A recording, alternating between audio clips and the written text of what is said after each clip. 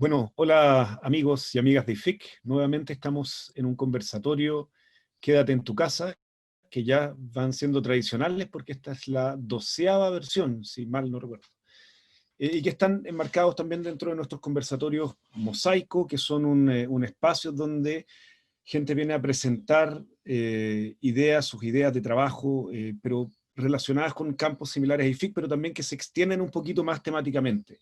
En este caso, en particular, nos toca un tema súper ifiquiano de gran interés, ¿no es cierto?, como es la línea de conexión entre la inteligencia artificial y la sociedad, en este caso, el bien común de la sociedad, podríamos decir, dado que la ponencia de nuestro invitado, Diego Arenas, se titula Desafíos en el uso de inteligencia artificial para el bien común.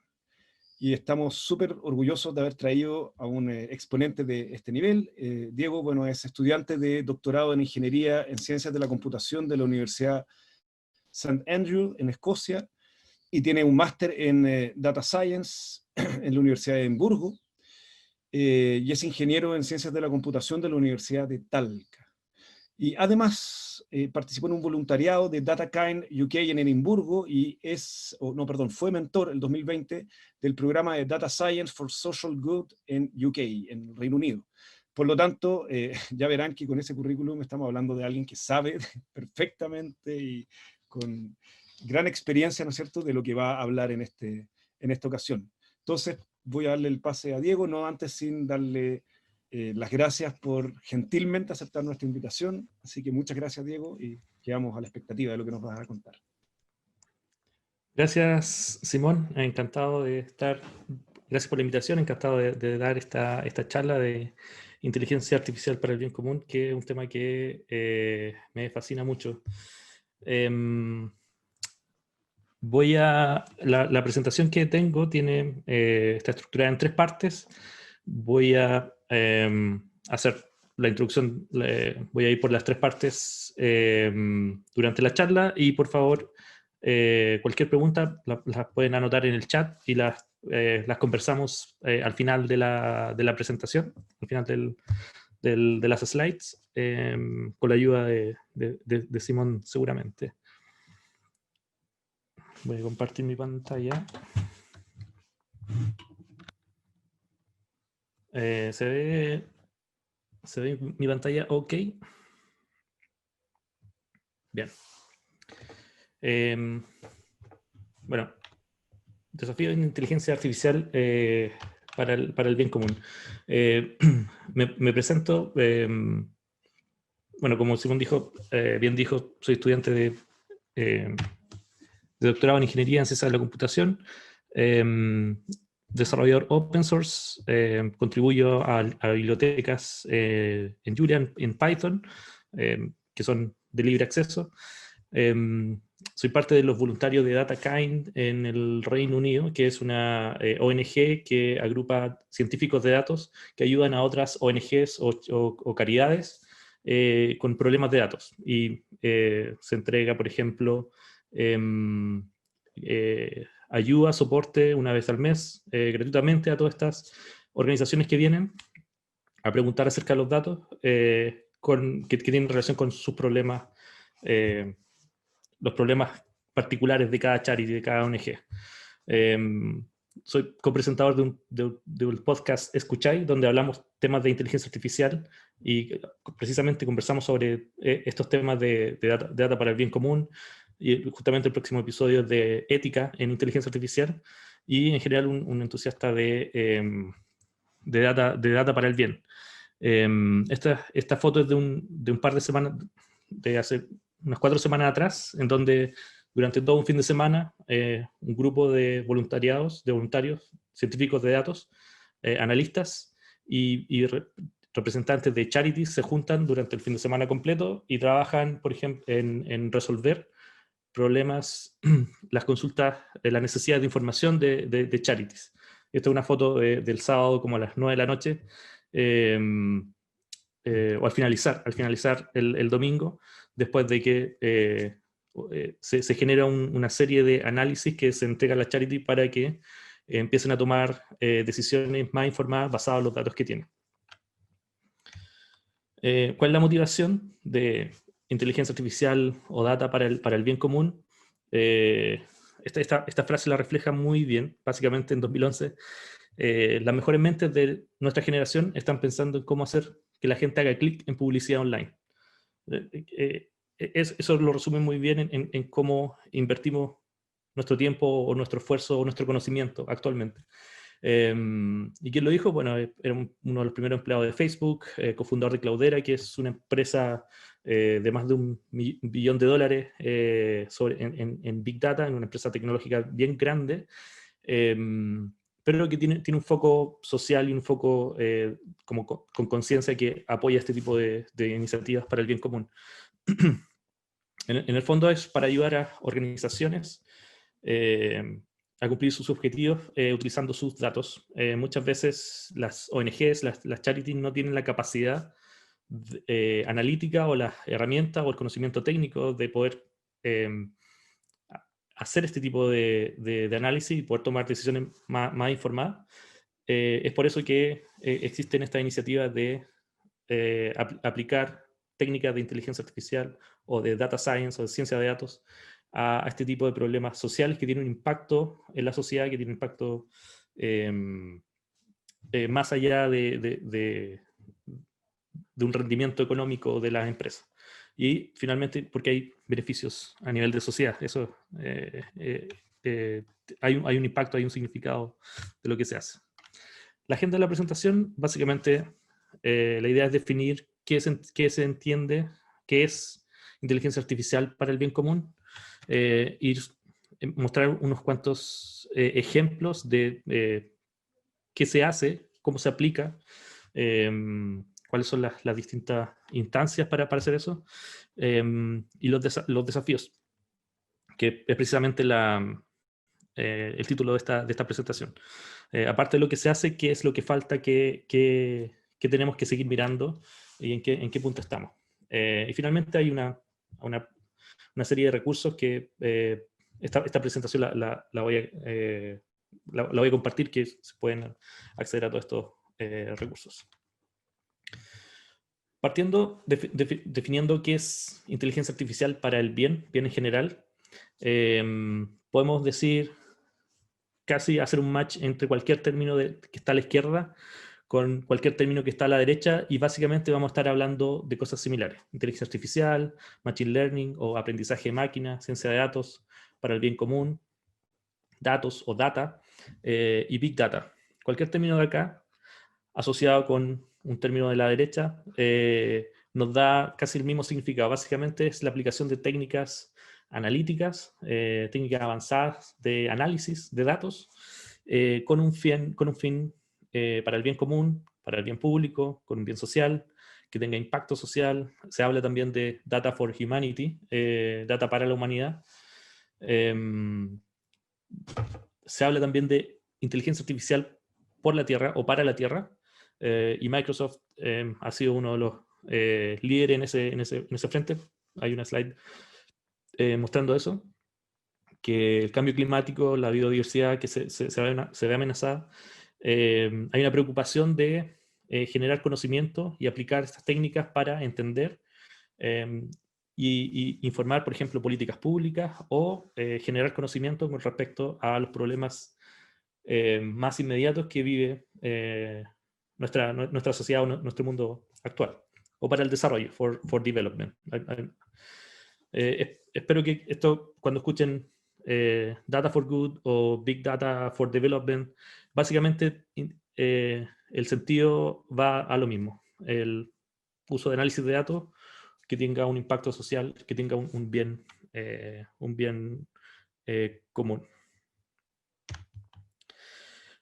La idea de usar datos para el bien no es nueva, no es algo que haya nacido en los últimos años, si bien en los últimos años ha traído a las grandes empresas como Facebook, Google, a iniciar laboratorios de Data for Good, o iniciar más iniciativas, o dar más financiamiento para este tipo de proyectos. No es nuevo. Por ejemplo, tenemos un ejemplo en Chile. Yo creo que ustedes del IFIC lo conocen muy bien, el proyecto CiberSyn, proyecto para monitorear la producción de bienes y la economía nacional. Básicamente, la esencia de usar tecnología para monitorear y controlar y el bienestar de la población no es nueva. Esto es una idea de los 70. Stafford Beer implementó el prototipo y desde el inicio de los computadores se ha tratado de utilizar la tecnología para el bien común. Ahora que el liderazgo se lo lleven las grandes empresas tecnológicas que tienen como un fin más for profit, es otra historia. Pero la idea de usar Data for Good no es nueva. Un ejemplo más reciente, voy a traer unos cuantos ejemplos que me ha tocado conocer o participar. Esto es son dos ONG, Global Witness y DataKind UK, se agruparon en 2017 para descubrir potenciales riesgos de corrupción en los datos. Hay algunas slides en inglés porque son fotografías de pantalla de las noticias, pero básicamente esta noticia es que el gobierno británico en 2016 declaró una ley de que todas las personas que fueran dueñas de más de un 25% de una empresa debían declarar todos sus ownership, los bienes que poseen, hasta la cadena más alta. O sea, si una persona es dueña de más de un 25% de una empresa en el Reino Unido, tiene que declarar todas sus otras posesiones hasta el final en la cadena de todas las empresas que posee y todas las conexiones que pueden haber. Entonces, un grupo de científicos de datos de DataKind tomó estos datos porque fueron abiertos con por esta entidad de gobierno, fueron disponibilizados para la población y tomaron estos datos y encontraron algunas empresas y personas que no cumplían con la reglamentación de la época, que debían responder. Y eso lo entregaron como al ministerio o al Companies House, que es como el registro de la empresa en el Reino Unido, con este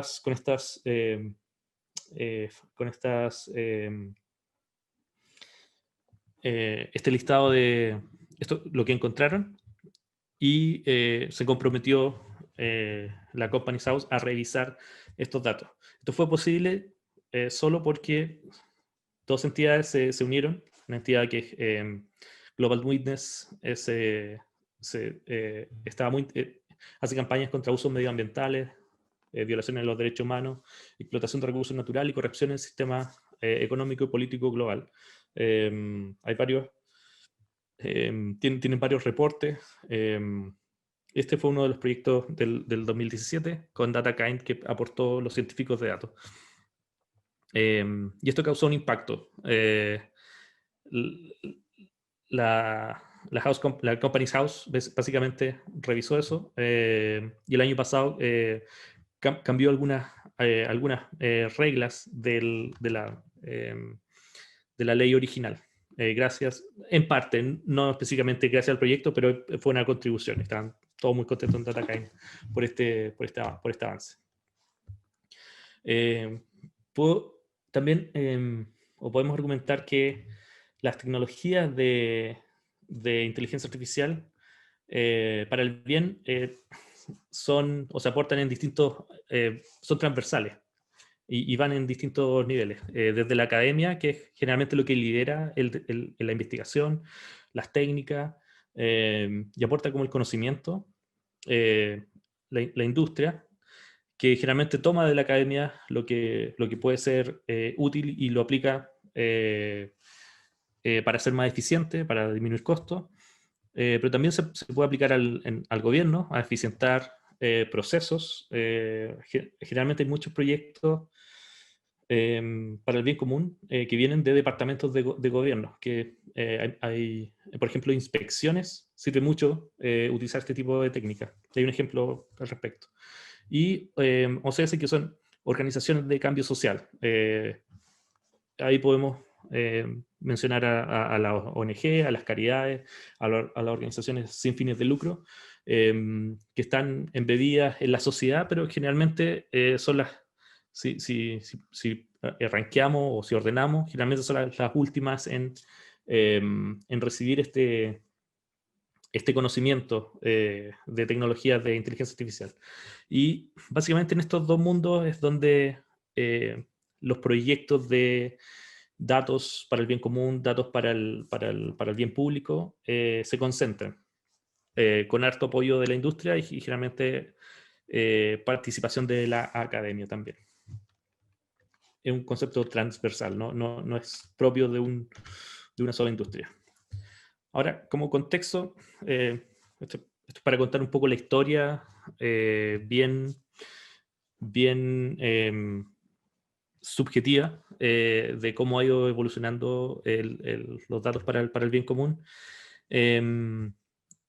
Podemos ponerle un punto de comienzo a la época actual en el año 2000, las Millennial Development Goals, las metas de desarrollo del milenio, que eran un proyecto de 15 años impulsado por las Naciones Unidas, que se enfocaban en 8 objetivos: educación, techo.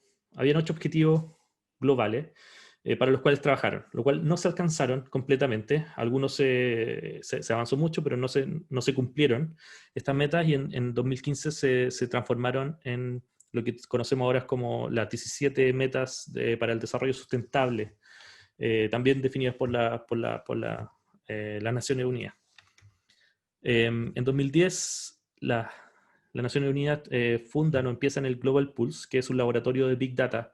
Básicamente se encargan en distintas partes del mundo, hay 3 laboratorios, o habían 3 laboratorios, empiezan a recolectar datos y ver qué proyectos pueden tener un impacto social. Y a la fecha han publicado una serie de reportes que son bastante interesantes en su página web, sobre el uso de tecnologías para el bien global, para el bien público, y proyectos que benefician a sociedades o comunidades particulares.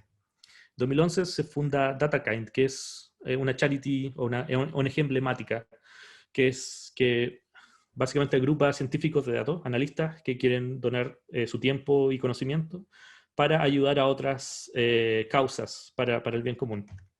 En 2013 se funda DataKind UK. Actualmente hay 6 chapters alrededor del mundo. DataKind UK trabaja principalmente con charities y con el sector, el sector de charities como el tercer sector en el Reino Unido. El mismo año 2013 se funda este programa Data Science for Social Good. Básicamente el científico de datos que trabajó para la campaña de Obama, Rajiv Ghani, básicamente después de haber ganado y usado los datos para en la campaña de Obama, funda este programa en la Universidad de Chicago. Lo que hace es que cada verano postulan estudiantes para trabajar en problemas para el bien común, en data science, en ciencias de datos, y postulan organizaciones con sus proyectos, cosas que necesitan implementar. Los programas duran 12 semanas y los proyectos se revisan para que tenga esa duración, que tenga un impacto adecuado en la sociedad. Hay un proceso de revisión, de selección de los proyectos y los participantes, y esto se repite año a año. Año a año hay cada vez más proyectos con un impacto relevante social. Esto se mantiene, y actualmente hay varias universidades, principalmente en Estados Unidos, en este minuto, haciendo data science para el bien público, for public good, que son una agrupación de universidades que este año por primera vez se hizo durante el verano, entre junio y septiembre. Los proyectos más o menos en consorcio, mancomunado, en comunicación, lo cual es un gran avance. Y hacia ese tipo de colaboraciones hay que avanzar, va a ser una de las conclusiones. En 2015 se establecen las 17 metas de desarrollo sustentable. Estas se votan, se transforman, lo que no se cumplió se pasan acá y se generan 17 metas. Ban Ki-moon, el secretario general, dice, agreguen todo lo que necesitamos arreglar en el mundo al año 2030. Y por eso las 17 metas contienen 169 objetivos de diverso tipo. Eliminación de la pobreza, salud, energía, energía sustentable, una serie de objetivos que tienen que ver con las necesidades actuales. Y cada país se compromete en trabajar en alcanzar estas metas para el año 2030, que es el objetivo actual. Llevamos 5 años y esto luce bastante bien, pero hay que seguir trabajando.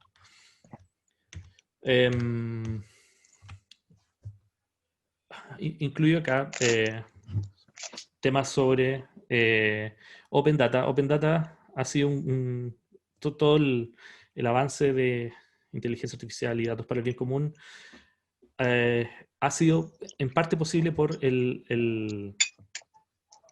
la apertura de los datos.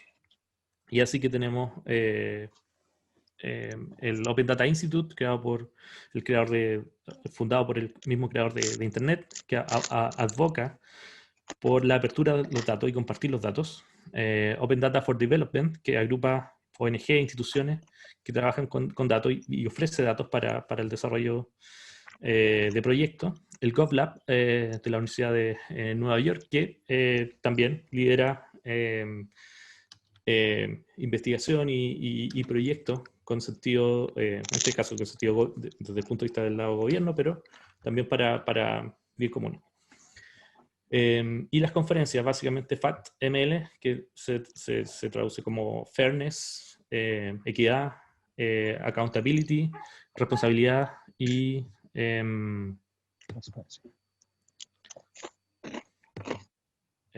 Accountability y Transparencia en Machine Learning, que luego se transformó en FAT.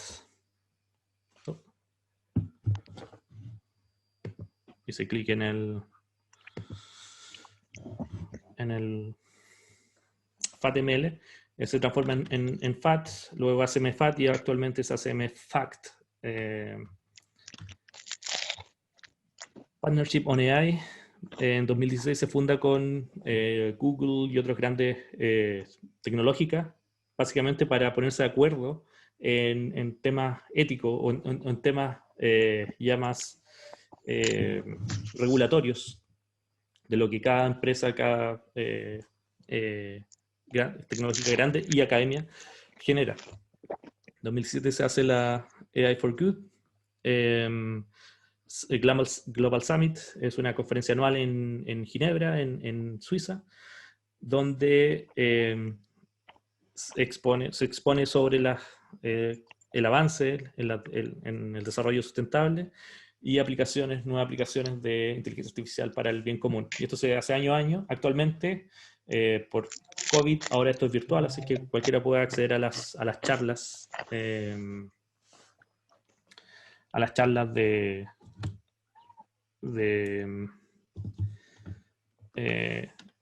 se están dando actualmente. De hecho, la próxima semana hay una charla sobre ética y en AI en la versión 2020.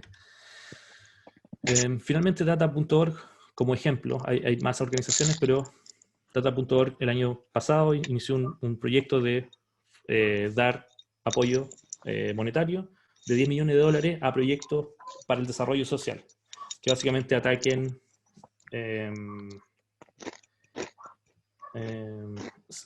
Simón, ¿podemos poner en mute los participantes?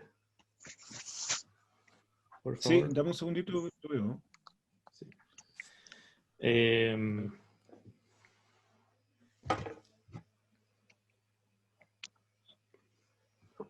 Ahí está. Gracias. Data.org es un proyecto entre Mastercard, Rockefeller Foundation, que básicamente ofrece o está dando sponsorship por $10 millones para proyectos con impacto social, en focos específicos, pero que tienen un impacto social. El futuro del trabajo, recuperamiento después de los tiempos de COVID, y temas de ese estilo. Esta es como una línea de tiempo de distintas organizaciones, conferencias y organizaciones como relevantes. No son las únicas y hay un montón que quedan afuera.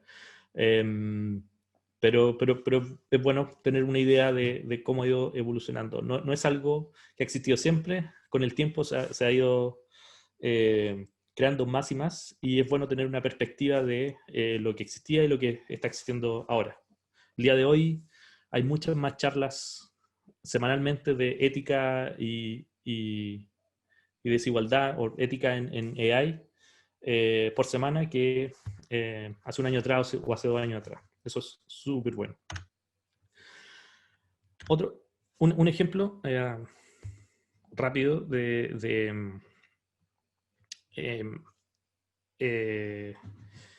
la organización de Global Pulse de las Naciones Unidas. Básicamente es medición de pobreza contando techos. Este proyecto es del 2014 en Uganda. Básicamente hacer censo o enviar personas a monitorear o a hacer preguntas de los niveles de pobreza, por ejemplo, en Uganda o en África en general por los espacios, es bastante caro. Y los techos son un buen proxy. Los techos de las casas, con imágenes satelitales. Si vemos acá, son techos de metal cuadrados. Y estos techos redondos son como chozas. Y lo que hicieron fue entrenar un modelo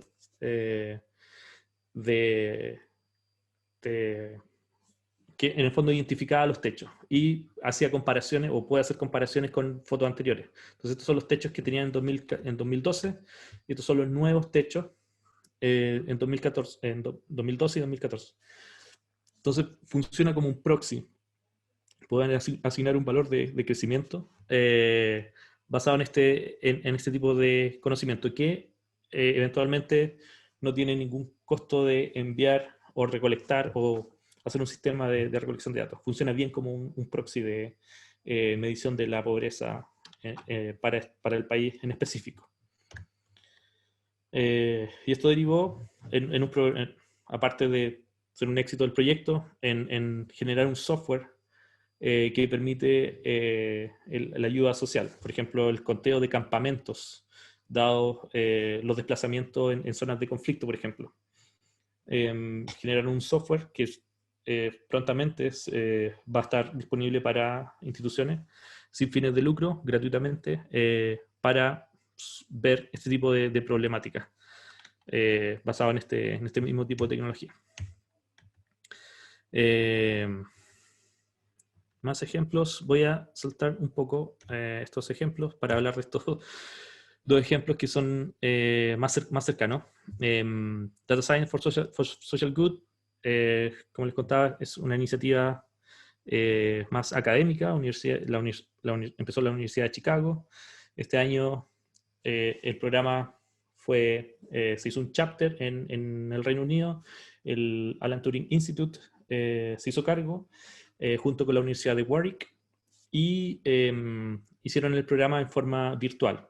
Este programa se hace en forma presencial hasta 2020, y dieron el paso de hacerlo virtual. 9 estudiantes participaron durante junio y septiembre trabajando en 2 proyectos para el bien común. Les voy a contar un poco los proyectos. Uno de los proyectos es Ofsted. Ofsted es una organización que hace las visitas, visita organizaciones, visita como las guarderías o los colegios de niños, y evalúa y hace un informe. Y basado en ese informe, si tiene que revisar de nuevo estas organizaciones o espera 4 años más para la siguiente evaluación. Si pasa bien, no tiene que hacer nada. Si se evalúa mal, tiene una reinspección. Inspecciona, esa es la palabra. Inspecciona organizaciones. Y este proyecto lo que buscaba era asegurar la calidad del cuidado en la primera infancia para niños menores de 5 años. La idea es que que los niños menores de 5 años en el Reino Unido pasaran la menor cantidad de tiempo en una organización que ofrecía mal cuidado, que tenía mala evaluación.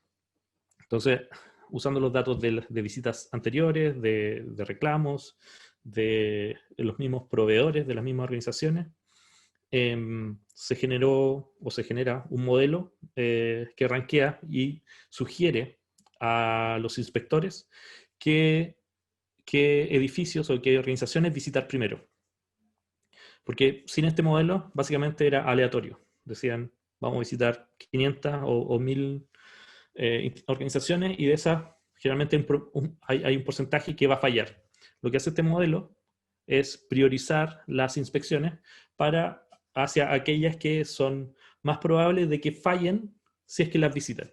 Entonces, se prioriza el cuidado y básicamente los resultados dio que aumentaba en un 100%. Si antes se encontraban 20 organizaciones con mal cuidado, con el modelo dentro de la misma cantidad seleccionada, va a encontrar en vez de 20, 40 del total seleccionado. Entonces, esto es una optimización, pero básicamente en pos o por el bien de los niños. Y el segundo proyecto fue todavía con el Banco Mundial, descubriendo patrones de corrupción en datos de compras públicas. Se utilizaron como ejemplo 2 países, uno europeo y uno de Latinoamérica, y básicamente se combinaron conjuntos de datos que antes no habían sido combinados. Uno son las compras públicas, los contratos, los montos, las organizaciones, junto con las declaraciones de intereses de los oficiales públicos, la gente que trabaja en el gobierno. Y se buscaron patrones que podrían llevar a riesgos de corrupción, intereses creados o relaciones entre empresas y funcionarios, por ejemplo, lo cual no significa que exista corrupción. No se acusa por un red flag, por una bandera, no significa que haya corrupción, pero son patrones que emergen que pueden ser revisados, que es básicamente lo que buscan los reguladores, los que regulan el tema de las compras públicas. Y se hizo un avance en la combinación de los datos. Esos son los 2 proyectos de este verano. Y tuve la fortuna de ser mentor técnico de los equipos que implementaban esto. Básicamente, las dudas técnicas con ciencia de datos era parte del equipo que apoyaba al desarrollo y guiaba en la implementación de los proyectos. Y ahora se está haciendo la entrega a cada uno de los partners, a Ofsted y al Banco Mundial, de los reportes y los códigos generados. Quiero pasar, voy a explicar esto rápidamente para pasar a la segunda parte de la presentación, pero básicamente este otro ejemplo es una organización que genera canastas de comida a familias que lo necesitan. Y cómo funciona es que son referidas por alguien. Un cliente referido, alguien llama y dice, yo creo que esta persona o esta familia necesita una canasta. Se llena en el sistema la petición, se genera una canasta y la persona que fue referida retira la canasta desde esta organización. Esto funciona como una forma de emergencia, una forma paliativa, como un recurso cuando no hay suficiente ayuda social y necesitan este tipo de ayuda, de canasta familiar. Esta ONG funciona en un centro de food bank que funciona con donaciones de comida de supermercados, por ejemplo, y ellos lo entregan, priorizan la entrega a quienes más lo necesitan. Entonces, cuando se entrega esta comida, generalmente hay una conversación con la persona para saber cuáles fueron sus necesidades o por qué llegó a la instancia de requerir esta canasta. Lo que se espera es que esto no sea repetitivo, porque si es repetitivo significa que está en una espiral que es de difícil salida. Entonces lo que se hizo en este caso es hacer un modelo para predecir una demanda futura. ¿Quiénes son más probables de que lleguen a pedir una canasta familiar el próximo mes o durante este mes?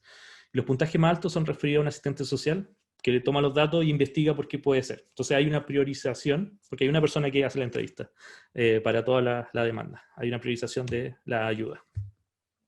Cuando se implementó el modelo, básicamente empezaron a decaer las referencias por cliente, lo cual es un buen signo de que funciona. Brevemente, ¿cómo involucrarse en AI para el bien común? Principalmente descubrir qué causas te interesan o interesan personalmente, porque tiene que ver con dedicar tiempo y esfuerzo a un proyecto o proyectos que va a trabajar o que se van a desarrollar en el tiempo. Y en voluntariado pasa mucho que es fácil después votar el proyecto o más adelante descubrir que no me interesaba tanto. Entonces, si uno trabaja en causas que de verdad te interesan desde el principio, es más fácil mantener ese espíritu y la motivación para seguir trabajando. Voluntariado con charities, organizaciones que buscan este tipo de proyectos, si es que hay competencia en análisis de datos, o puede ser en tema social también. Empezar proyectos propios para quienes tienen este tipo de iniciativas. Si hay algún problema, identificarlos y empezar a trabajar y compartir estos proyectos, estos códigos como tipo open source. Buscar fondos y colaboraciones. Actualmente hay cada vez más y más oportunidades para postular a proyectos para el bien común, para el bien social. Desistir a eventos como esto para informarse, y hay actualmente... dada la pandemia, hay varios eventos de este tipo que se generan online. Ya no es necesario asistir físicamente, lo cual es súper bueno.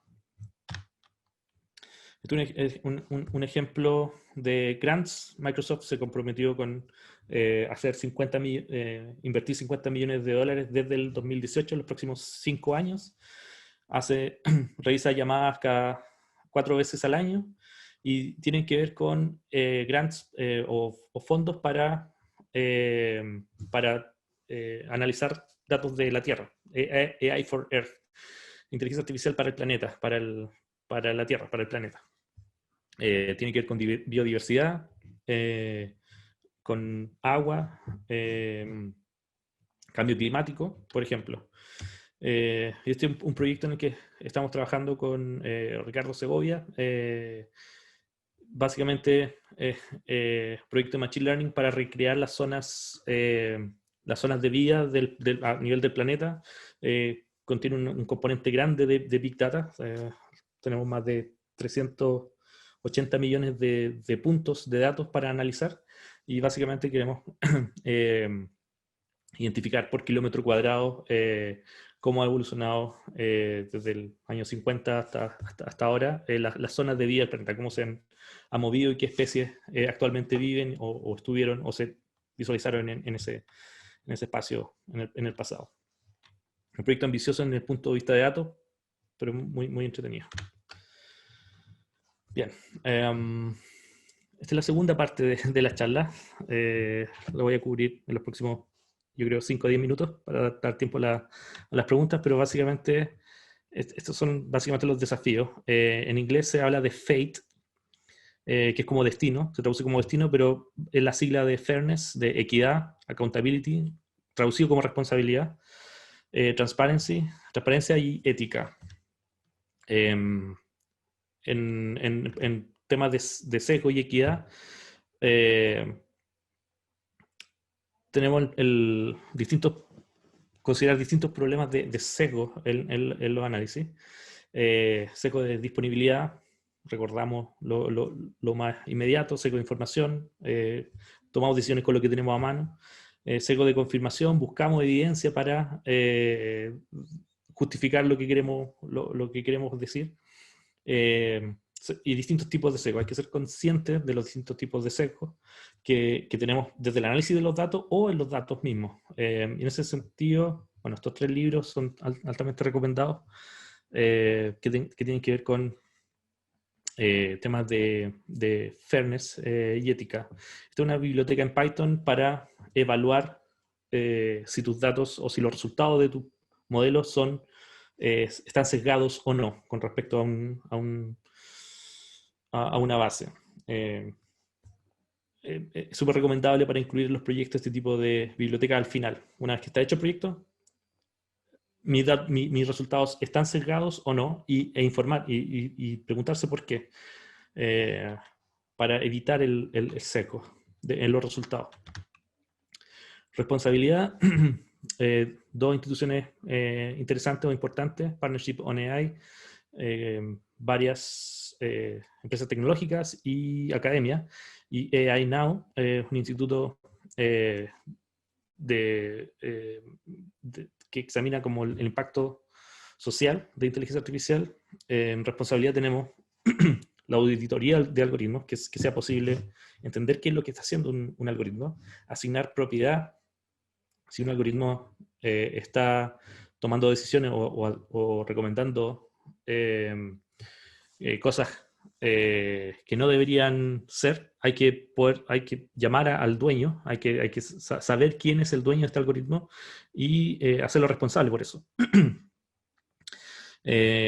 Por ejemplo, entre las recomendaciones de AI Now es no permitir el uso de reconocimiento de afecto, o sea, con cámara saber si la persona está contenta o las expresiones faciales que utiliza en decisiones que afectan la vida de las personas y acceso a oportunidades. Si se le da, por ejemplo, un ascenso o no basado en la expresión facial. Eso de partida no debería utilizarse. Esa es como la recomendación.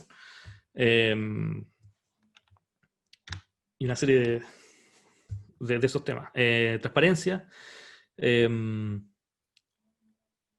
Necesitamos explicabilidad e interpretabilidad, que los modelos, que los algoritmos que se utilizan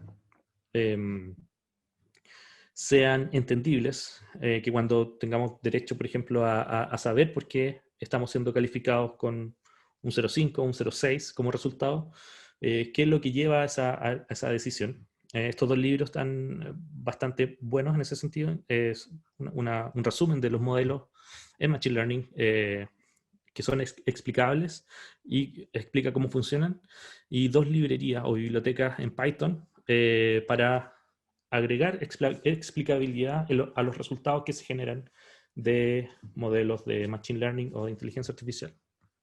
La idea es abrir la caja negra. La caja negra es cuando tenemos un resultado y no sabemos por qué sucedió, necesitamos cajas blancas o cajas grises. Básicamente es entender lo que está sucediendo adentro o ser capaces de más o menos saber por qué el resultado fue lo que dio y por qué. En ética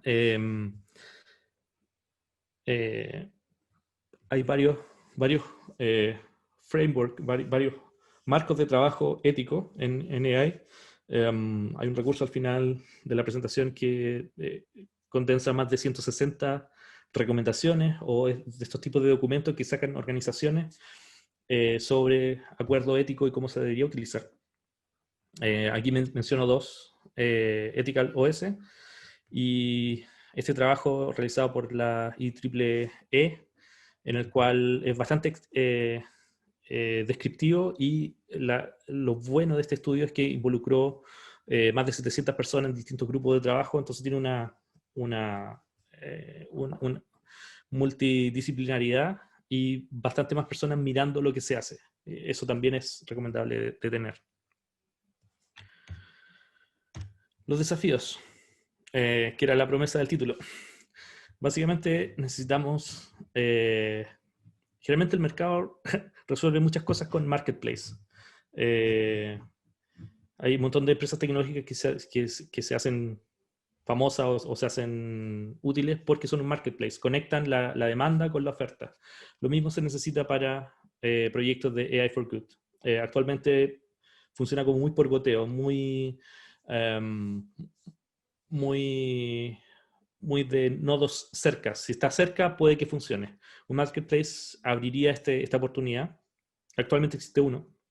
Abriría esta oportunidad a conectar instituciones de distintas partes y a poder trabajar no solamente cuando uno está físicamente en las instancias o los proyectos, estas escuelas de verano o estos fines de semana, sino en cualquier minuto que se tenga tiempo para hacerlo.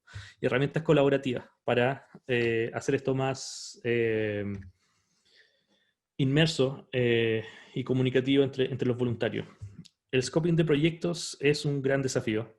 El saber qué hacer, qué recomendar, cuáles son los próximos pasos para las organizaciones. Porque tener un mal scoping de proyecto asegura que no se va a tener un resultado bueno al final, si es que se llega a implementar. Si hay un mal scoping, un mal definición de alcance de los proyectos, generalmente eso no fructifican, no se implementan. Sistemas de recomendación, así como el marketplace, es un gran tema en equidad y en sesgo, porque cada sistema de recomendación impone su propio sesgo. En base a qué criterios se está recomendando. Cada vez que uno ve el primer resultado, ¿por qué el primer resultado y no los que están al final o los que están al final, los que no se muestran? Ese ya es un sesgo. Se puede producir el sesgo de burbuja de Facebook, por ejemplo. Por eso hay un gran campo de investigación en sistemas de recomendación justos, fairness en los sistemas. Sesgo, como hablábamos antes, auditoría de algoritmos, que seamos capaces de entender por qué y tener respuestas de por qué los resultados son como son. Problemas de financiamiento. Cada vez hay más grandes empresas tecnológicas que están financiando proyectos, pero idealmente hacer esta iniciativa de AI for Good autosustentable, que no dependan de la venta de publicidad para que se realicen estos proyectos. Hacer un mercado sustentable por sí mismo. Desafíos por sector. Hay un montón de desafíos en comida a nivel global, económico, más ahora que antes, en cómo manejar la crisis económica y predecir crisis económica y cómo distribuir o redistribuir el ingreso y riqueza. Problemas de transporte, todo el tema de autos automáticos, autos que se manejan solos, están metidos en el transporte público, que también lo mismo como planificar el bienestar general, bienestar en temas de healthcare, de salud, agricultura, educación. Y hay tensiones, por ejemplo, entre hacerlo más equitativo o hacerlo más preciso. Si buscamos más precisión, generalmente vamos a estar afectando a una comunidad más que a otra. Si lo tratamos de hacer más equitativo, más justo para todos, generalmente estamos perdiendo precisión en los resultados finales. Y el desafío entre realidad versus teoría. ¿En qué deberíamos estar trabajando ahora? La teoría es muy interesante, pero puede ser algo que no es implementable o podemos ir por un hoyo de conejo hasta el final, pero no obedece a la realidad actual. Generalmente los proyectos de AI for Good tienen un resultado tangible, un impacto tangible que está muy conectado con la realidad, con los problemas actuales que suceden. Entonces ese desafío, ese balance, hay que manejarlo bien. Esos eran los desafíos. Estos son los otros recursos que voy a pasar rápidamente para que podamos revisar las preguntas. Competencias de Data Science para el bien común. Aquí, si quieren participar y ganar dinero, hacer modelos de Machine Learning, todos los proyectos tienen que ver con un impacto social o un bien para el planeta, por ejemplo. Si quieren participar en concursos, altamente recomendable. Repositorio de proyectos de inteligencia artificial de la UN, de las Naciones Unidas. Este es el recurso de guías éticas, más de 160 frameworks. Este es un repositorio en GitHub con todo el contenido que se enseña en la escuela de verano de Data Science Es bastante genérico, pues habla de bases de datos, lenguaje de programación, análisis estadístico, etcétera. Bastante completo y siempre se está actualizando. Y la conferencia de AI for Good Global Summit, que les comentaba, que tiene recursos online y las charlas se están generando actualmente online. Cualquier iniciativa ojalá esté vinculada a la meta de desarrollo global, que estas son las 17 metas definidas en 2015 por la UN hasta 2030. Cada una de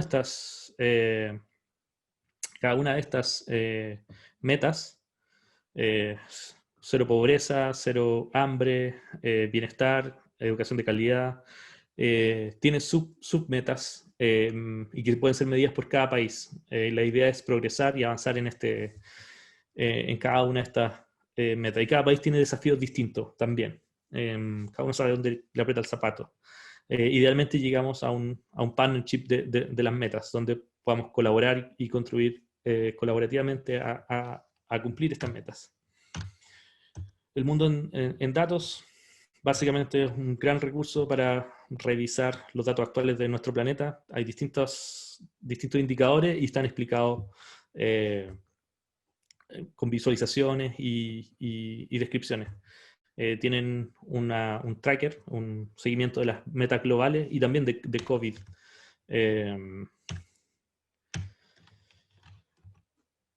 Y bueno, finalmente, alfabetismo y madurez de datos. Hay framework de madurez de datos para organizaciones para evaluarse cómo están y cuáles son los próximos pasos para mejorar en su manejo de datos para poder utilizar algoritmos de inteligencia artificial o machine learning en sus datos.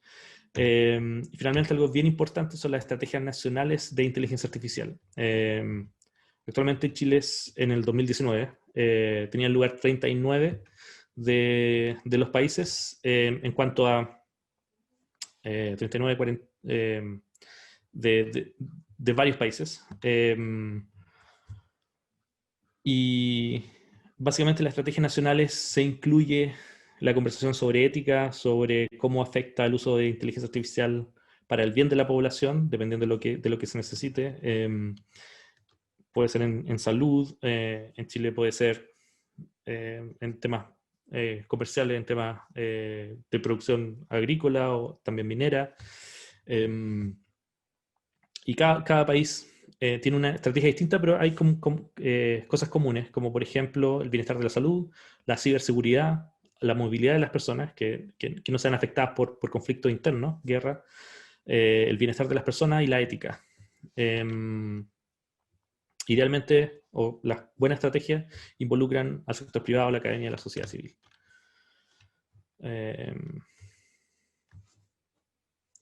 Eso ha sido un overview, un resumen de AI para el bien común. Gracias por escuchar y ahora podemos ver preguntas si es que tenemos tiempo.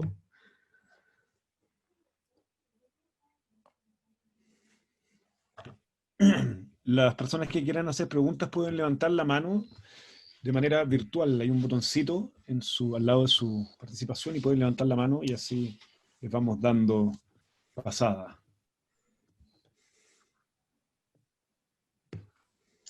¿Podré yo partir? Aquí Pablo Raceto. Dale. Gracias. Por favor, dale, siéntate con calma. Oye, Diego, muchas gracias por tu charla, buenísima. Quería preguntarte, a mí me gustan las clasificaciones, como tratar de clasificar los distintos tipos, en este caso de inteligencia artificial por el bien o bien común. Usaste un poco un concepto y también el otro. Y vi que una clasificación clave era academia, industria, gobierno y OCS. ¿Y OCS qué es lo que era? Organizaciones de cambio social, ONGs, organizaciones sin fines de lucro, organizaciones que se involucran en el cambio social. Ese es como el macro concepto, básicamente. Ya. Te quería preguntar un poco por una categoría que me da la impresión que podría ser extra, pero tal vez pudiese estar en alguna de ellas y yo no verlo bien, que son las instituciones que se agrupan, o sea, no las instituciones, todas las inteligencias artificiales que tienen en común la maximización de la coordinación horizontal, ¿ya? Que es como un concepto que tiene que ver con que se minimice la necesidad de coordinación vertical. Y la coordinación vertical es la coordinación esencialmente mediada por el Estado, por ejemplo, que el Estado asegura la calidad de un hotel, entonces verifica, qué cosas así. Y versus aparece Airbnb, por ejemplo, que se salta eso y que se califica porque la gente lo califica online y no tenéis para qué pasar por el permiso del Estado de cumplir con normas, porque, y esencialmente, entonces, esencialmente lo que hace es que una persona tiene una necesidad, que es un lugar para quedarse cuando va a otra ciudad, ponte tú, y el otro tiene un servicio, que es una pieza, y punto, y hay una conexión directa. Claro, casi directa porque hay un Airbnb de por medio, que es un software, y detrás hay una empresa. Y está Uber, que es lo mismo, y uno dice, ya, pero es que esas son como empresas grandes que se transan en la bolsa, ya, pero da lo mismo, porque al final otras empresas o iniciativas basadas en inteligencia artificial, por ejemplo, Couchsurfing, no sé si lo cacháis, que es como Sí, un Airbnb, pero que en realidad claro. es sin que medie dinero, sino que como que tú vas ahí en el fondo ganando un cierto prestigio y una especie de moneda de favores. Pero en el fondo es lo mismo, o sea, uno es mediado con plata y otro sin mediar plata. Pero el servicio esencialmente es que un ciudadano tiene una necesidad y otro ciudadano se la puede satisfacer y verse beneficiado directamente. Y todo ese grupo de actividades Mm. es súper gigante, ¿ya? Y incluye Mercado Libre, y incluye los movimientos de software libre, de Linux, de Wikipedia, de Libre Taxi, de Waze, ya que permite que la gente se autoorganice respecto al tránsito, ¿cachai? Y a los pagos y cosas así. Eh, Todo ese mundo, ya que en los conceptos que como que caracterizan el tema del solidarismo, que estoy promoviendo, se basan en este concepto de coordinación horizontal, ¿ya? Una coordinación que esencialmente prescinde de la coordinación vertical, que es la que ha estado esencialmente en manos del Estado y de las grandes empresas intermediadoras, en general mega empresas. Algunas, bueno, en fin. Entonces, y el concepto de bien común, uno dice, ya, pero para ti esto califica como bien común. Eh, Porque bien común, si lo metemos en alguna de las cajas que había puesto, en academia, industria, gobierno o el cuarto, Sí. Pongámosle ¿dónde? un ¿O lo ejemplo. pondría en el cuarto o faltaría un quinto? Lo que estás mencionando, para mí son marketplace que están en la segunda categoría, que es la empresa privada, es la industria, que salen a satisfacer una necesidad de mercado que no está satisfecha y maximiza esa solución y por eso genera recursos. Ah, pero Y, entonces la palabra industria no está tan buena, sí, sí, porque no sé si Couchsurfing es una industria, ¿cachai? O claro, Wikipedia, una industria. claro, Habría que cambiarle el nombre, pero te claro, entiendo. Ahí está una categoría que es más asociada tal vez a las empresas, algo así, a las sector empresas privado, privadas. digamos, sí.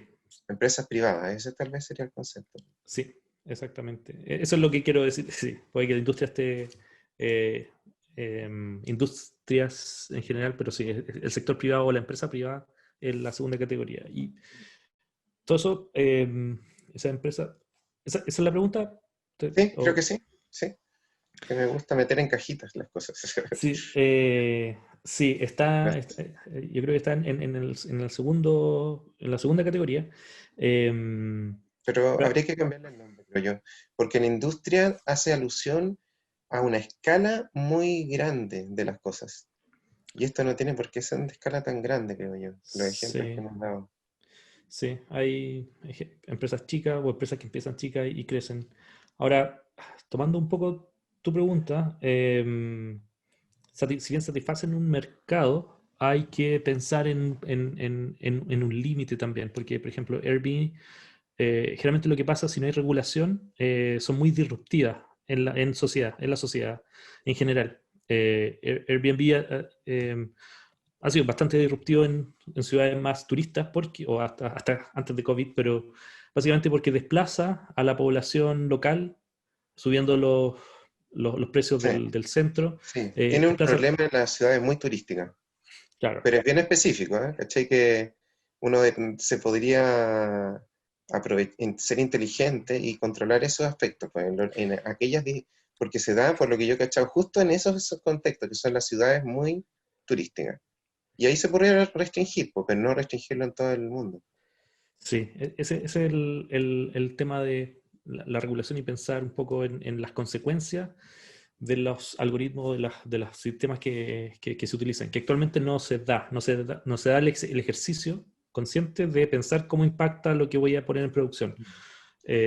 Oye, pero perdón, pero siguiendo la idea, pero ponte tú Wikipedia, Linux, eso es empresa privada, o sea, yo no lo vería como que Wikipedia, porque claro, Wikipedia es una empresa, que no sé, creo que tiene como 100 Sí, empleados, no sé, pero Wikipedia no es eso, Wikipedia es toda una comunidad mundial de sí, gente que en- aporta solidariamente porque le gusta sí, Wikipedia.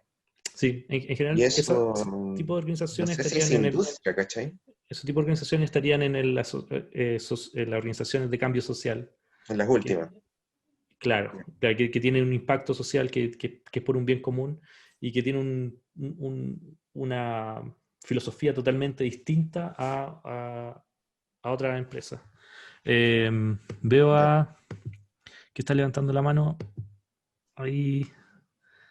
Gracias. Gracias, Pablo. Hola, hola Diego, ¿qué Hola, tal? ¿Cómo Ricardo. estás? Muchas gracias por la presentación. Mi nombre es Ricardo Vega, soy cliente frecuente del LIFIC y de sus excelentes charlas, así que estoy feliz de estar acá nuevamente y bueno, agradecerte nuevamente la presentación, un tema súper interesante. Para mí también porque yo trabajo justamente en temas que podríamos denominar como de bien común. Yo trabajo tal vez en algo que se relaciona con lo tuyo o con lo que tú expusiste, y es lo relacionado con la participación cívica, de cómo estas herramientas nos permiten justamente, eh, de alguna manera, habilitar nuevas maneras de participar, de participación cívica, particularmente en el escenario que estamos viviendo yo acá en Chile, por ejemplo, bueno, y en otros lados, donde la ciudadanía está empujando por mayores niveles de acceso, porque, qué sé yo, el Estado-Nación, que nace en un momento donde la gente no puede ir a la Petrópoli a participar, manda a los representantes, pero ahora sí podemos con las tecnologías, ¿ya? Entonces hay como un movimiento mundial súper importante. Mencionaste al GovLab de Nueva York, que está en Nueva York y que hacen unos eventos en Latinoamérica bien interesantes. Entonces, lo tuyo se relaciona mucho también con este otro fenómeno de gente que está interesada no solamente en el bien común, sino que en la participación de todos en el destino de la sociedad. O sea, ya no nos bastan los representantes, ya vemos lo que ha pasado con estos señores. Eh, entonces, en mi caso particular, yo trabajo con temas de visualización de datos, de texto, particularmente con la Constitución chilena. Tengo un proyecto hace un tiempo, ahí hace unos 5 años, que lo puedo enviar después. Eh, entonces veo que también hay grandes oportunidades para, por ejemplo, la inteligencia artificial, justamente en otro tipo de código, que son los códigos legales, las constituciones, Por son ejemplo, en sí. el fondo también son software, pero los que ejecutamos el software somos toda la sociedad, no son las máquinas y todo. Entonces, es interesante ese paralelo. Respecto a lo que mencionaba Pablo, siento que hay también una crisis en los marcos conceptuales, ¿ya? En el sentido de que a lo mejor también es momento de retomar otros marcos conceptuales que existían antes de la industrialización. Por ejemplo, ahora tenemos muy instalada la noción de lo público, ¿ya? Que lo público nace de la acción del Estado, ¿ya? En la sociedad también. Las calles son públicas, etc. Por otro lado está lo privado, ¿ya? Pero hay otro marco que está en medio que se nos ha olvidado muchas veces, que es el tema de los procomunes, ¿ya? De estas cosas que son comunes de todos, que no es de nadie, pero que son de todos. El paisaje, el lenguaje, el ADN, ¿ya? Y que se corre muchas veces el peligro de que sean apropiados. Entonces, también aprovechando lo que mencionaba Pablo sobre el tema de la El agua. industria, ¿cierto? O sea, la industria, el agua, el cielo, ¿ya? El espacio, ¿ya? A lo mejor también estamos en una especie de crisis de conceptos, ¿ya? Y a lo mejor hay que retomar ciertos conceptos, ¿ya? Y a mí me parece que el concepto ese de los procomunes, los que en inglés se conocen como los commons, y ahí también es famosa la tragedia de los procomunes, que también hablaba Elinor Ostrom, ¿no? Esta señora que justamente ganó un premio Nobel por su trabajo en los procomunes. Sí. En términos físicos, en términos digitales, estamos liberados de ese problema, pero sí. Sí, pero hay una liberación de los que somos más o menos conscientes de las posibilidades de esa liberación. Sí. Porque Y de tenemos acceso también. claro, tenemos acceso, de que los que instalan al final las grandes tecnologías son las grandes empresas. Y sabemos que eso no es así. O sea, la mayoría del software que ha dado soporte a Internet es software open source. Entonces también yo creo que el asunto de la inteligencia artificial pasa también por retomar o expandir un poco los marcos conceptuales que tenemos. Sí. Eso principalmente, yo creo. Quería como hacer ese comentario y nuevamente agradecerte por la interesante presentación. Gracias. Gracias. ¿Hay otra pregunta? Hay preguntas del chat. Jonathan. ¿Me escuchan? Sí. Ya, saludar a todos, buenas tardes. Bueno, yo estoy haciendo un diplomado en IFIC. Soy profesor de ciencias naturales soy profesor de ciencias naturales y física.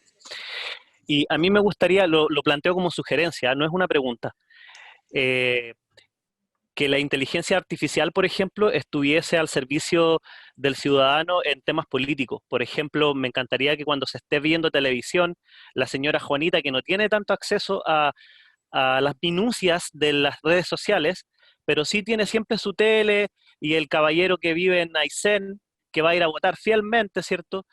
Eh, pero que en el fondo va a ir a votar porque tiene ideas como raras de la política y no se informó más allá. Entonces, que la televisión abierta tuviese la oportunidad, por ejemplo, de mostrar una franja en cuando, por ejemplo, el Longueira aparece de la nada de repente y empieza a hablar y ofrecerse como futuro para Chile, siendo que es un tipo que cometió prevaricación, y eso está sancionado por ley, que es que no puedes recibir una cantidad de plata determinada si tú vas a legislar en una ley en la que estás recibiendo dinero. Entonces, tenemos una ley de pesca, por ejemplo, con, con, con un tremendo daño de ese tipo.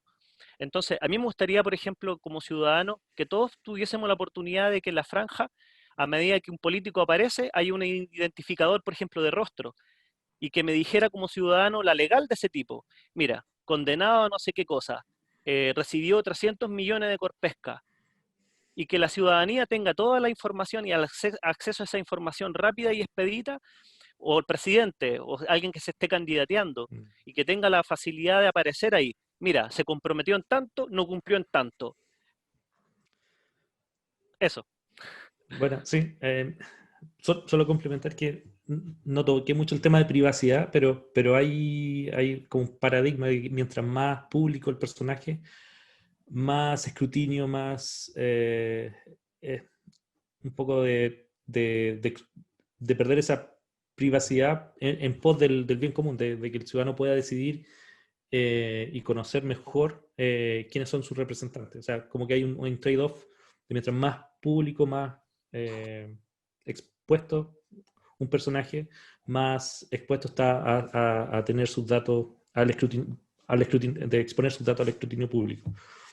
Que es una cuestión de la privacidad que no necesitamos que nos investiguen a todos porque sí, pero sí a las autoridades o a los personajes que están a cargo de tomar decisiones que tengan un mayor nivel de escrutinio. Claro, porque si lo eligió la gente, tenemos derecho a ese porcentaje de gente a saber qué está haciendo en algo que ofreció público, entonces también a desmentirlo públicamente.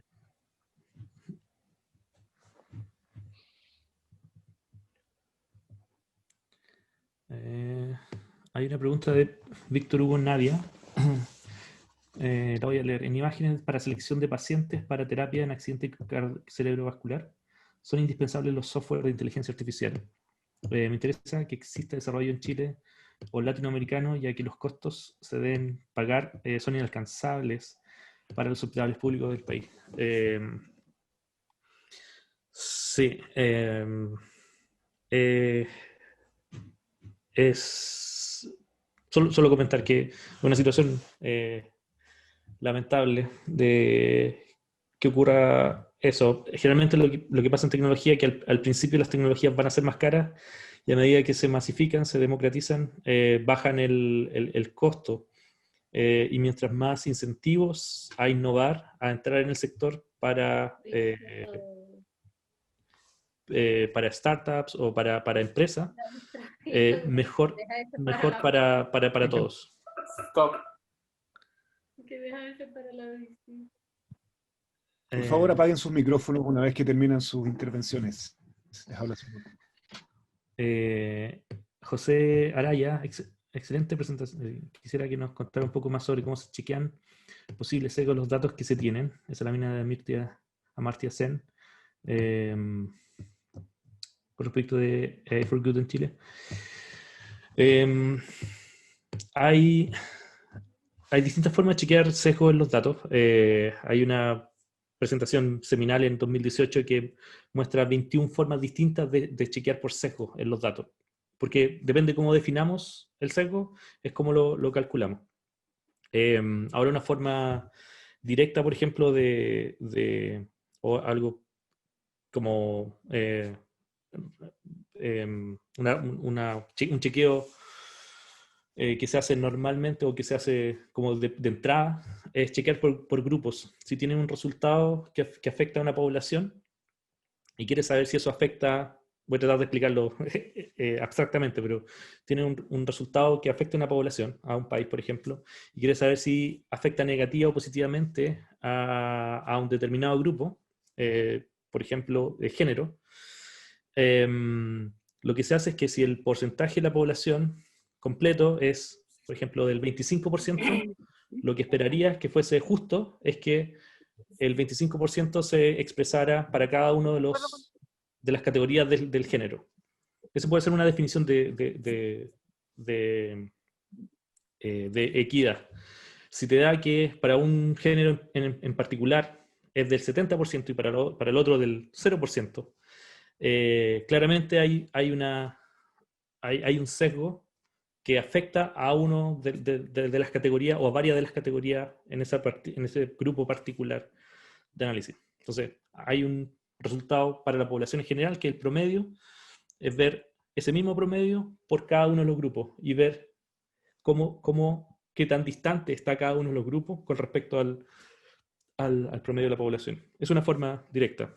Ahora, la lámina de Amartya Sen del libro es básicamente, el mensaje ahí es que la propuesta de Amartya Sen es hacer una justicia comparativa, que en vez de pensar en instituciones perfectas, como John Rawls propuso o proponía o propone, propuso instituciones perfectas de pensar lo mejor que puede pasar, maximizar el bienestar de cada uno de la población, y una propuesta de arriba hacia abajo, es hacer un análisis comparativo de justicia, ver cuáles son las desigualdades que nosotros identificamos inmediatamente desde abajo hacia arriba.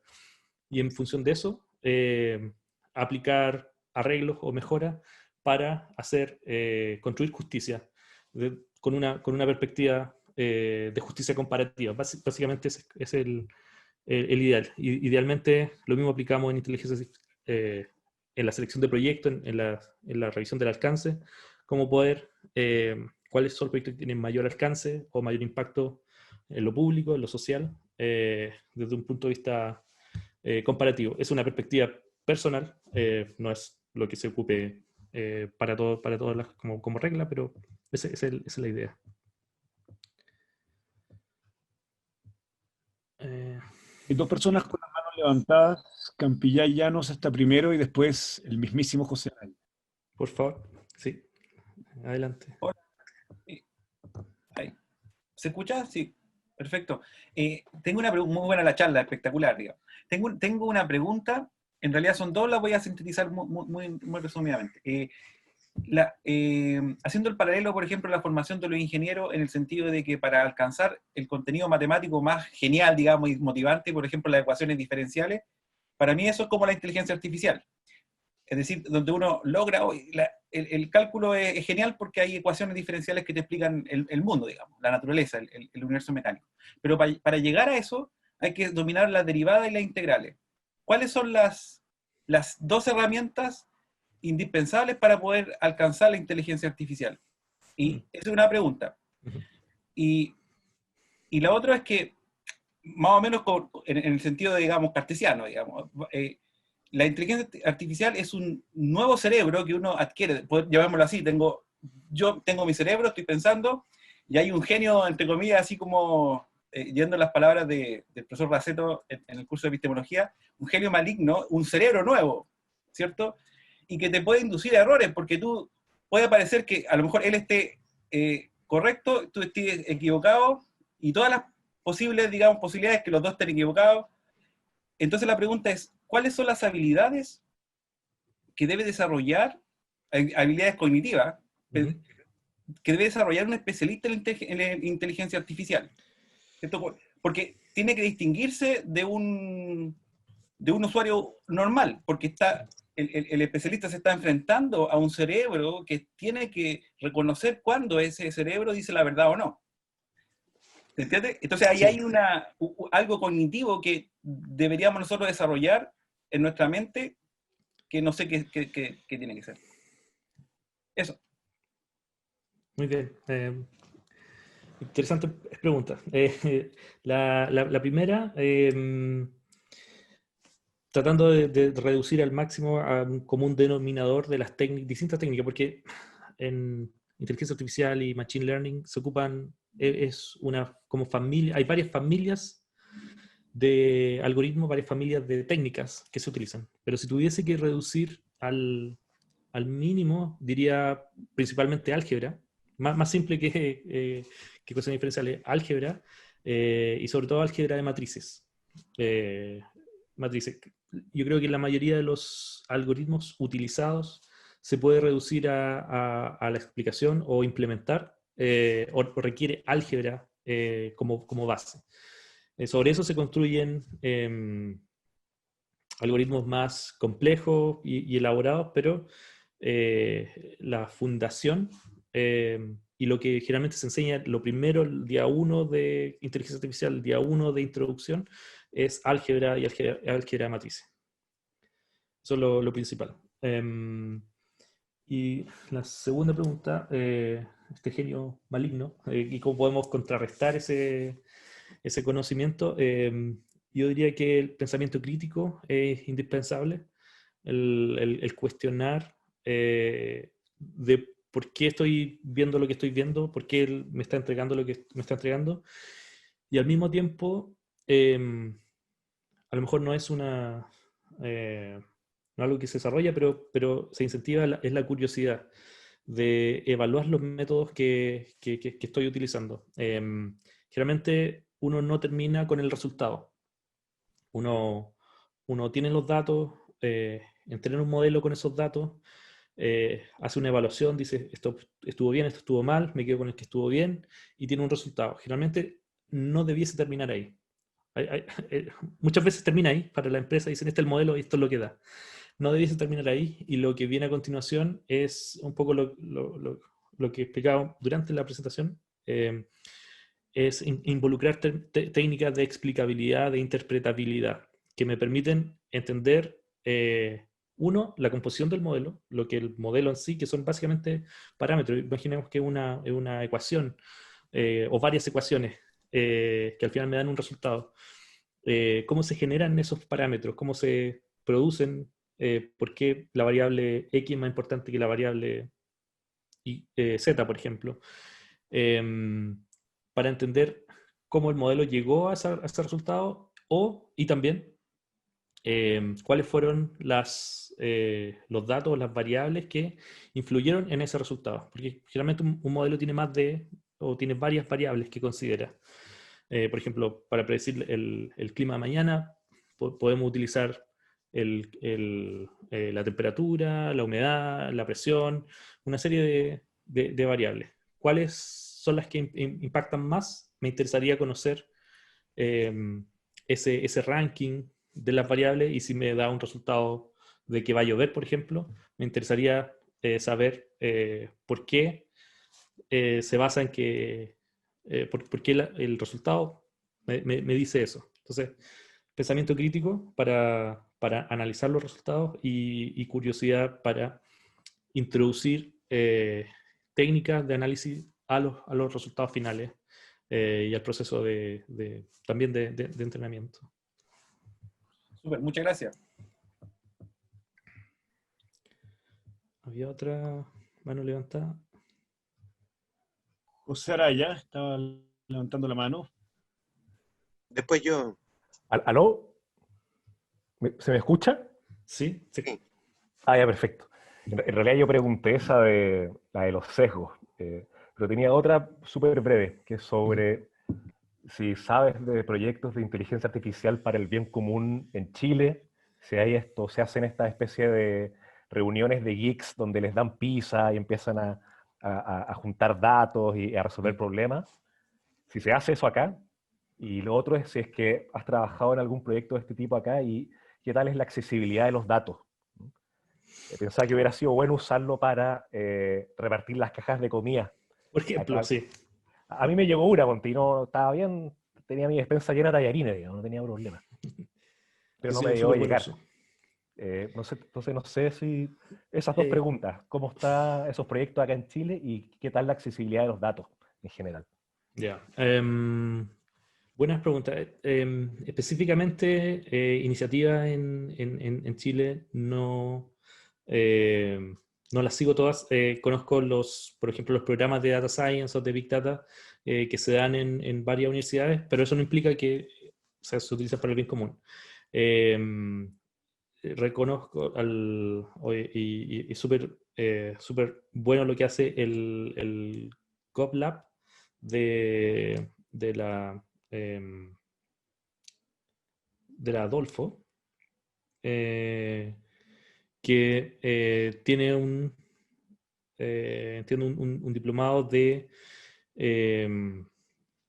entiendo Big Data o Ciencia de Datos para Políticas Públicas, que está bien vinculado con el GovLab o con la teoría o el contenido del GovLab de la Universidad de Nueva York.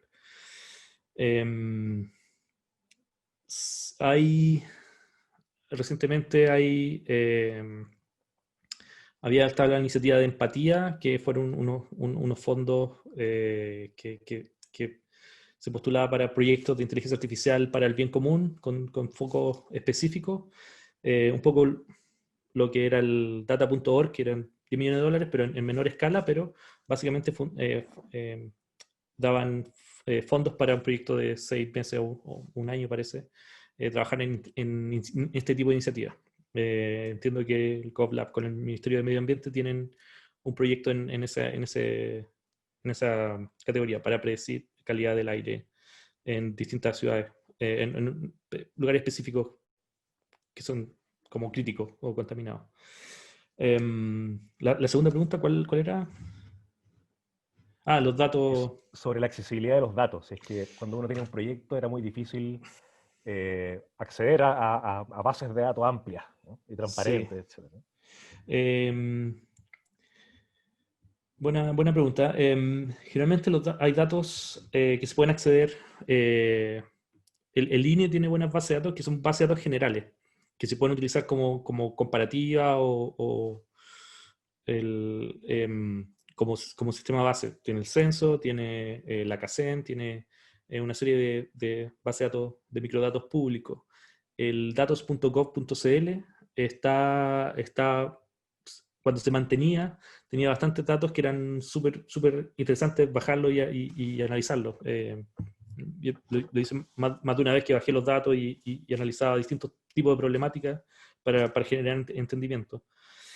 Y luego está Chile Datos, que no sé qué tan mantenido está, pero tiene como 8 conjuntos grandes de datos que están accesibles y los puedes acceder y se pueden subir datos y puedes pedir otro tipo de datos. Chile Datos, que era un proyecto, creo que donado por César Hidalgo al gobierno de Chile y que contiene como 8 o contenía originalmente 8 datasets que eran bien útiles, como el censo y otros datasets que se pueden utilizar desde el principio, o sea, llegar y bajar y analizar.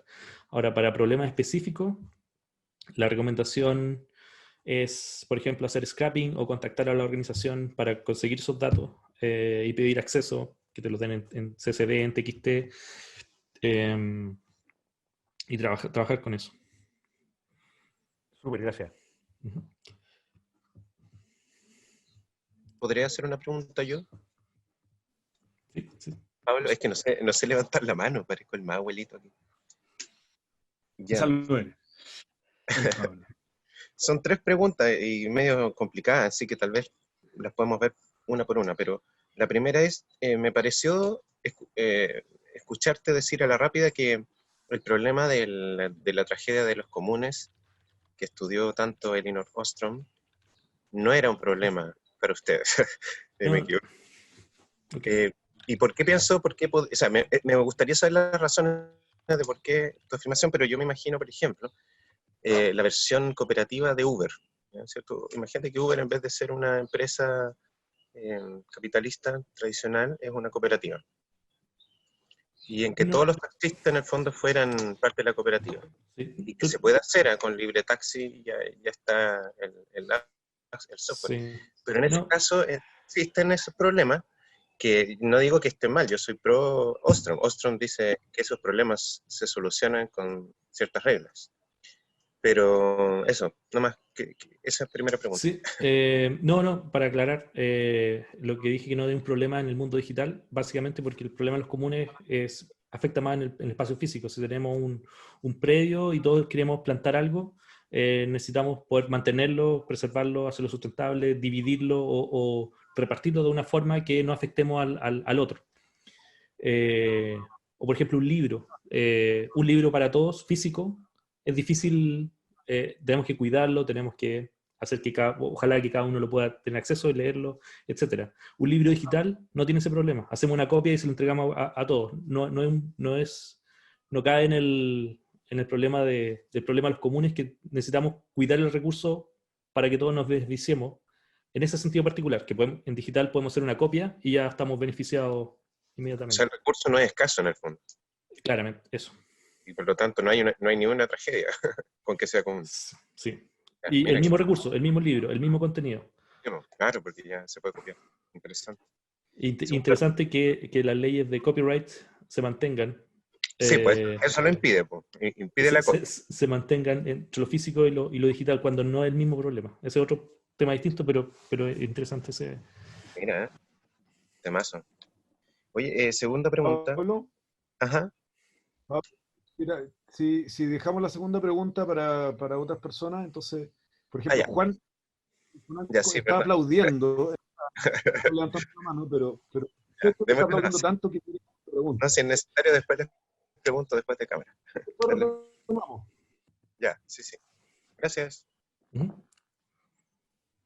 Juan, te escuchamos. Perfecto. Bueno, buenas noches a todos. Buenas noches, Diego. Qué bueno escucharte.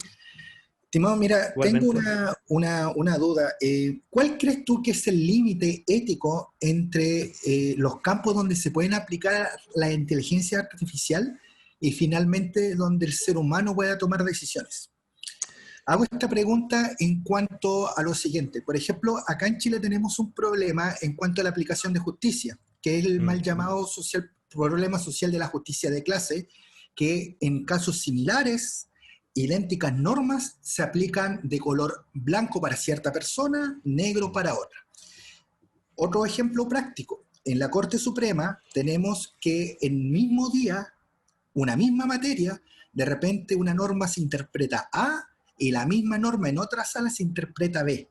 Entonces finalmente crea sesgo, situaciones similares, interpretaciones distintas. Acá incluso muchos abogados han dicho de que obviamente que eso se podría solucionar con inteligencia artificial, donde ciertas situaciones, digamos, más digamos, domésticas, por ejemplo, accidentes de tránsito, multas vecinales, etcétera, las decisiones las pudiera tomar directamente una máquina, finalmente, donde, por ejemplo, no cumpliste con el parámetro, sanción. Si cumpliste con el parámetro, no hay sanción. Pero finalmente vemos que muchas cosas todavía el ser humano tiene que tener digamos, la capacidad de resolver y obviamente tratar de ser objetivo. Pero ahí donde uno crea el dilema de finalmente, ¿cuál es el límite? ¿Hasta dónde uno podría dejar la cabida a la inteligencia artificial para la toma de decisiones? Y hasta dónde llegamos finalmente, porque finalmente también podemos caer en el peligro que después dependamos 100% de máquinas, obviamente algo utópico, pero si uno llegara a pensar, digamos, más allá, finalmente el ser humano no podría tomar decisiones. Eso sería. Gracias, Juan. Interesante pregunta, buena pregunta. ¿Dónde está el límite? Básicamente hay que poner, sobre todo actualmente hay el límite en que hay que tener, hice una perspectiva, opinión personal, humanos en el medio. Los resultados de estos modelos de inteligencia artificial, de modelos de machine learning, debieran ser supervisados por un humano, y la decisión final, sobre todo cuando impacta la vida de personas, debiesen ser hechas, puede ser con inputs, con información adicional generada por máquinas, pero las decisiones todavía debiesen ser hechas por humanos con un criterio, y que puedan ser rebatidos, o apelar a la explicación de por qué eso.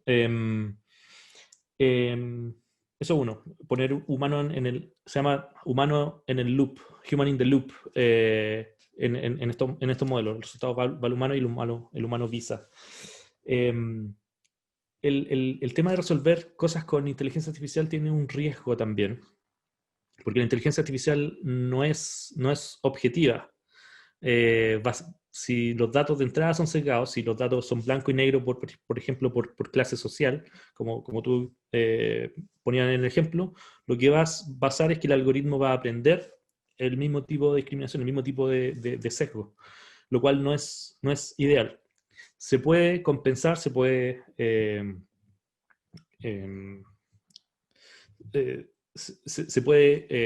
entre comillas, arreglar el modelo para que no sea, o para que beneficie a distintos segmentos de la población más justamente, pero no es necesariamente la solución ideal.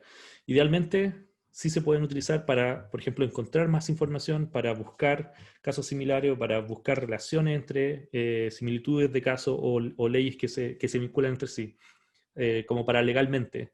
Yo creo que tiene una gran utilidad y potencial en ese sentido. Ahora, para tomar decisión autónoma en temas chicos, en casos más simples, también tiene un potencial de riesgo, porque ahí pasamos a otro problema que se llama como el código es ley. El código de programación es la ley, lo cual no tiene ningún criterio.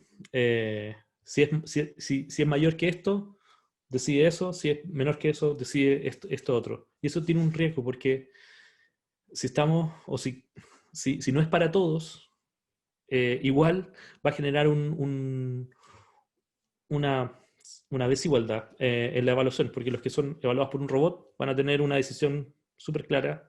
Los que no tienen acceso, o porque el sistema no hay internet, se cayó ese día, o son decididas por humanos, va a tener un trato distinto. Y eso se va a notar.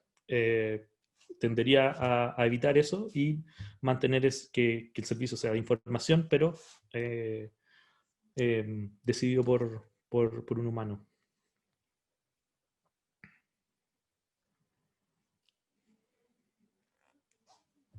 No sé si hay otra pregunta, o si respondí,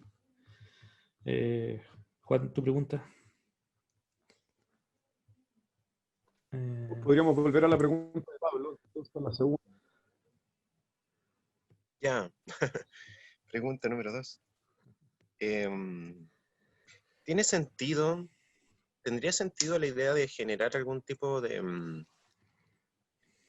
observatorio o etiquetado? No sé cómo se llaman bien en este momento, pero son como cuando hay certificaciones de empresas B, por ejemplo, certificaciones de empresas éticas, de comercio justo, que esencialmente son como formas de garantizarle a la persona que va a acceder a una cosa que no conoce, que efectivamente pertenece, en este caso, a inteligencia artificial por el bien común.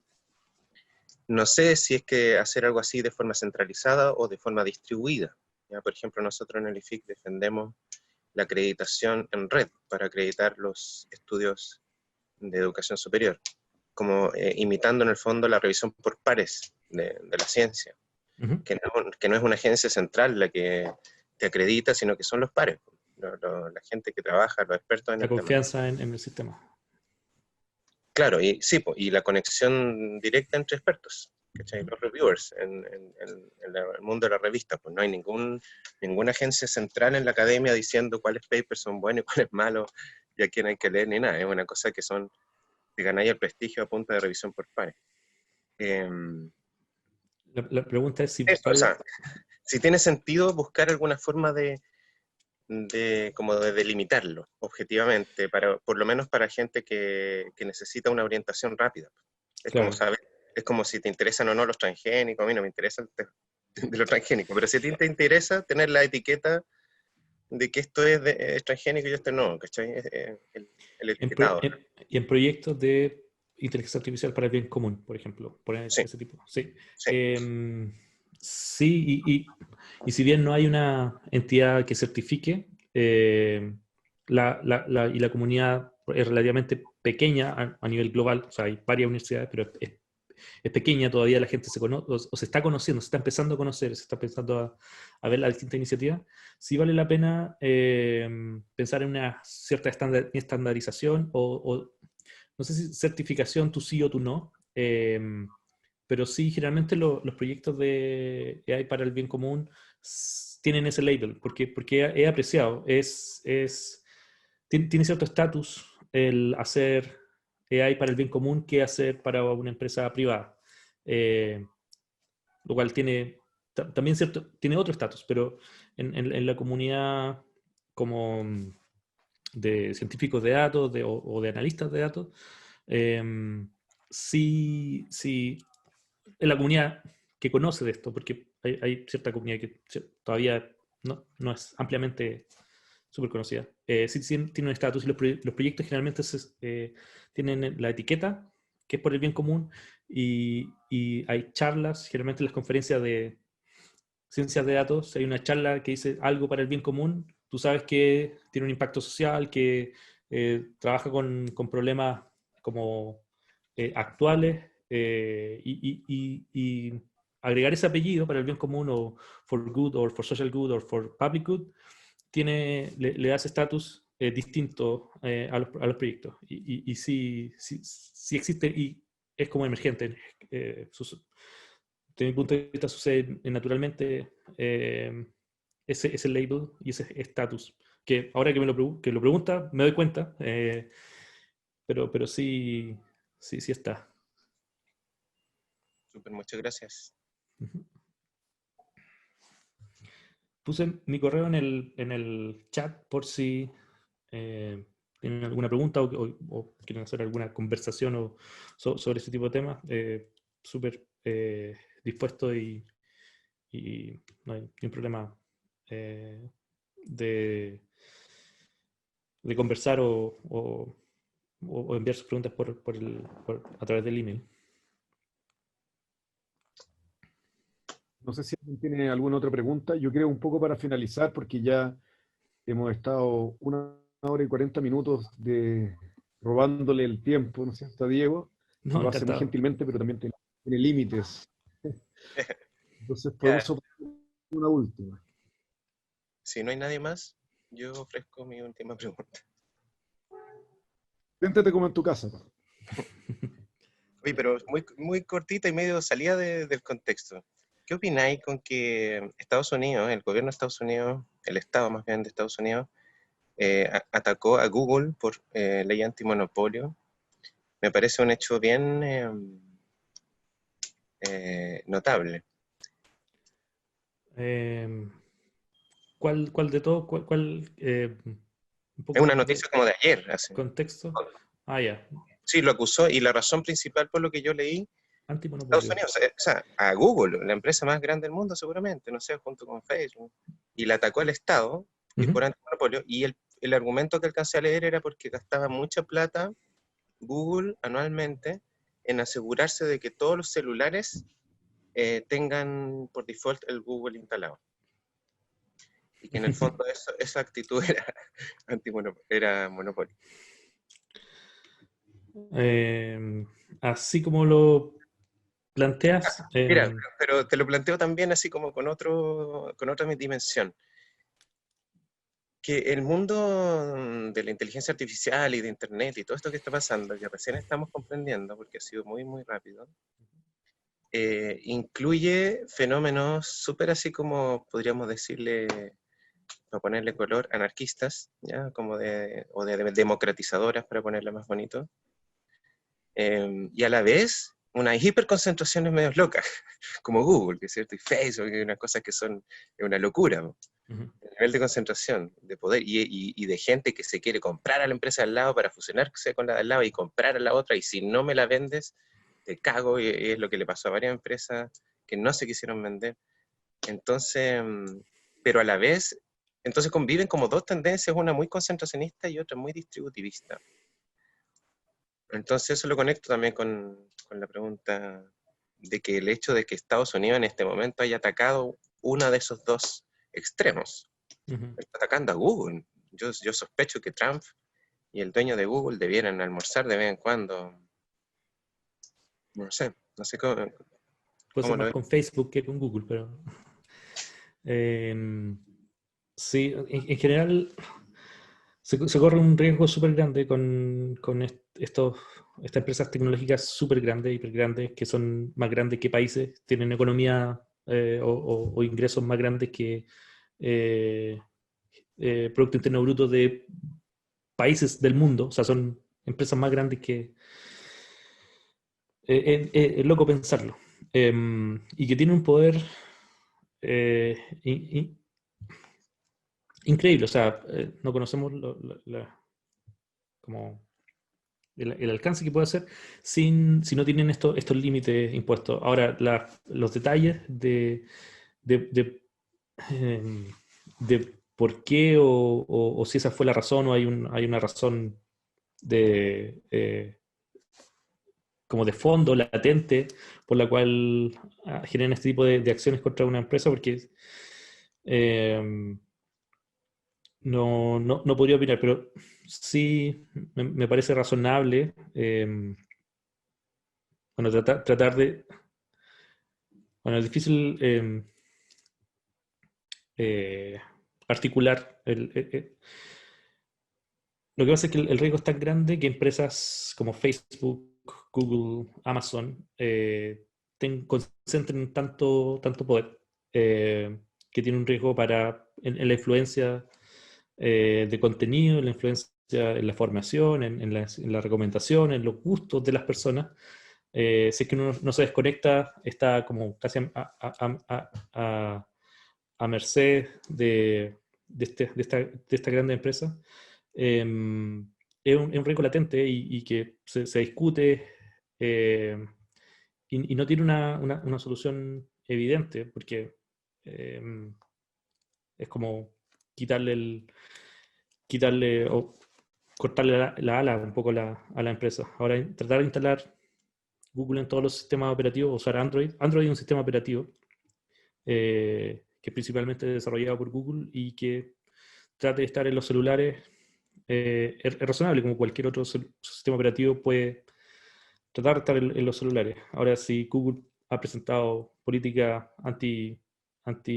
o políticas monopólicas, como presionando a las otras empresas para que instale su sistema operativo o no concediendo cierto tipo de privilegio o privilegiando algo por sobre lo otro, puede que tenga una base esa acusación. Ahora no desconozco mayormente los detalles, que no podría hacer como una opinión objetiva sobre eso. Muchas gracias. Y muchas gracias por tu charla también, realmente muy buena y muy buena tus respuestas. Muchas gracias. Gracias. Y vamos a concluir porque realmente ha sido una charla súper detallada, súper interesante y además un conversatorio muy fluido, respondiendo todas las preguntas con harta claridad y buenísima información. Así que, Diego, te damos las gracias en IFIC por haber regalado tu tiempo tan generosamente y tu conocimiento, y esperamos verte presencialmente alguna vez pronto cuando Encantado. todo pasa un poco. Te esperamos en IFIC para cualquier otra charla, presentación y para lo que nos necesites. Muchas gracias. Y gracias también a todos los asistentes. Gracias a todos por asistir. Gracias. Chao.